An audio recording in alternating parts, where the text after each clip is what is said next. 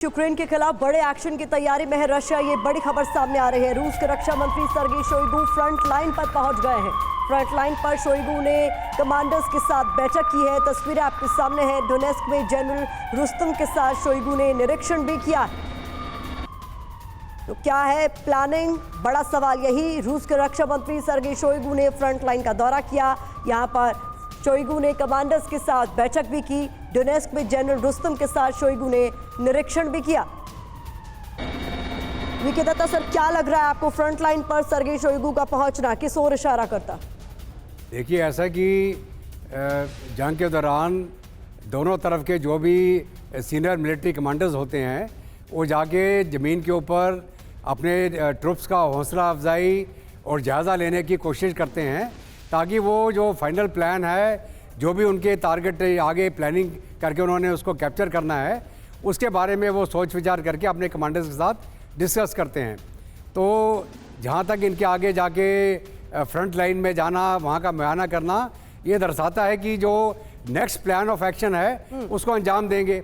और अंजाम देने के लिए जो भी इनका पहले से प्लान है, जो इलाका पहले से डिक्लेयर था, जो इन्होंने कैप्चर करना है, वो उसको कैप्चर करेंगे जी। तो मैं हमेशा वापस चला जाता हूँ जो शुरू में 1 साल पहले भी जो रशिया ने अपनी डिमांड रखी थी, वो उसी डिमांड के मुताबिक आज के दिन भी वही कार्रवाई कर रहा है कि जो उसके डिक्लेयर्ड टारगेट थे उसको पूरा कब्जा करेगा वो। ठीक है, यूक्रेन चाहे जो मर्जी करे, जो भी प्लानिंग करे, वो अलग बात है। शुरू में हमें ऐसा भी लगा था कि हो सकता है रशियन फोर्सेस कीव के ऊपर कब्जा करने जा रही हैं, लेकिन वो जो कीव की तरफ उन्होंने मूवमेंट दिखाया था, उस समय वो साउथ और ईस्ट की तरफ से ध्यान हटाने के लिए किया था, ताकि यूक्रेन के फोर्सेस अपने कीव को बचाने के लिए नॉर्थ और नॉर्थ ईस्ट की तरफ जाएं, और तब इन्होंने साउथ की तरफ से अटैक करके। यानी रशिया की स्ट्रैटेजी में किसी तरीके का कंफ्यूजन नहीं है, उनकी प्लानिंग पहले से तय है, उन्हें करना क्या है, इरादा भी उनका बिल्कुल तय है। इसको लेकर रूस की ताबड़तोड़ अटैक के बीच अमेरिका का बड़ा फैसला, यूक्रेन को और ज्यादा घातक हथियार देगा। अमेरिका यूक्रेन को $400 मिलियन की मिलिट्री एड और देगा।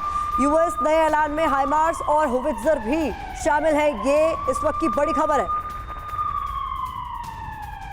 तो आपको बता दें, कुछ और बड़े हथियार सप्लाई करने का ऐलान कर दिया गया है। $400 मिलियन की मदद की बात कही गई है। और क्या क्या शामिल होगा इस एड में? हाइमार्स, मल्टीपल रॉकेट लॉन्चर, साथ ही M777 होवित्जर, जिससे अभी भी हमले तेज कर दिए गए हैं। उसके अलावा क्या क्या मदद में शामिल है? ब्रैडले IFV व्हीकल के लिए गोला बारूद सप्लाई किए जाएंगे। आर्मर्ड व्हीकल लॉन्च ब्रिज भी सप्लाई किए जाएंगे। तो अमेरिका ने ऐलान कर दिया है कि और ज्यादा हथियार देने की तैयारी उसकी तरफ से कर दी गई है, और इसी के लिए $400 मिलियन की मदद का ऐलान भी कर दिया गया है। राजीव सर, कुल मिलाकर यहां पर हथियार झोंके जा रहे हैं लगातार, यानी कहीं पर भी इस युद्ध का अंत होता हुआ नजर नहीं आता। निश्चित ही देखिए, रूस तो कह रहा है कि हम तैयार हैं, कई बार उसने इशारा भी किया कि हम बातचीत को तैयार हैं, लेकिन जेलेंस्की नहीं मान रहे हैं। उनका कहना है कि नहीं, जो हमारे भूभाग कब्जा किया गया है उसको जब तक वहां से नहीं हटेगी रूसी सेना, तब तक इस बात को सोचा नहीं जा सकता। तो ऐसी स्थिति में निश्चित ही उन्हें भी एस्केलेट करना होगा। अगर आप एस्केलेट करेंगे तो निश्चित ही आपको हथियारों की आवश्यकता होगी। और जैसा मैंने अभी थोड़ी देर पहले कहा कि उन्होंने कहा है कि हम करीब 2-2.5 लाख आर्टिलरी शेल की हमें प्रति माह में आवश्यकता है।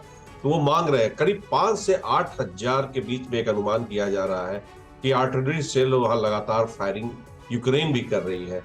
और साथ साथ वो जो अभी आपने हिमार्स वगैरह की बात दिखाई, अभी दिखा रहे हैं S-77 होवित्जर, अब इससे भी आगे बढ़ने की बात करिए। वो कह रहे हैं कि हिमार्स से ही काम नहीं चलेगा, थोड़े लंबी दूरी वाले भी रॉकेटरी दें हमें। साथ साथ टैंक्स की आप सुन ही रहे होंगे, पिछले चर्चा चल रही है कई दिनों से, और उसमें जर्मनी से लेकर UK, USA जो पहले हिचकिचाहट रखे हुए थे उसे भेजने में, अब आपूर्ति हेतु तैयार भी हो चुके हैं।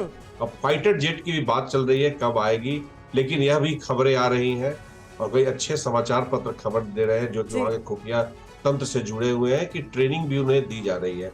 लेकिन फाइटर जेट बिल्कुल सर सवाल, लेकिन ऐसे में यही है कि हथियार तो लगातार अब अमेरिका की तरफ से मुहैया कराए जा रहे हैं, लेकिन क्या ये बागपुत बचाने के लिए काफी होंगे? क्योंकि बागपुत हाथ से लगातार निकलता हुआ नजर आ रहा है, और रूस जो है वो इस पर कब्जे के बड़े बड़े दावे भी कर रहा है। तो अपनी एक एक इंच जमीन की रक्षा करने की जो दावा यूक्रेन की तरफ से लगातार किया जा रहा है, क्या उसकी हवा निकलने वाली है? बड़ा सवाल यही है। रूस यूक्रेन युद्ध से जुड़ी हुई हर बड़ी खबर आपको सबसे पहले मिलेगी TV9 भारतवर्ष पर।